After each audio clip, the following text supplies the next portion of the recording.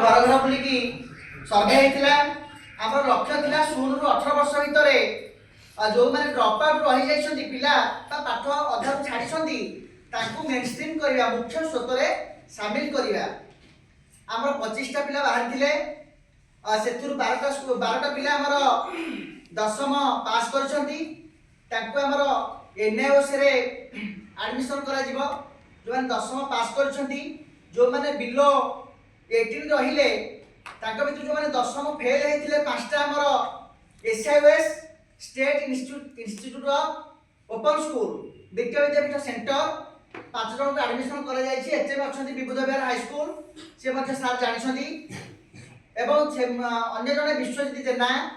admission करछि हमर घासीपुटु सरकारी प्राथमिक विद्यालय घासीपुटु रे आ जने एडमिशन करछि लक्ष्मीप्रिया गोछायत विबुध विहार हाई स्कूल एवं हमर दुईटी पिला रहि जाइछन्ती संग्राम साहू जने कुशपंगी हाई स्कूल रो पिला रहि जाइछि ताको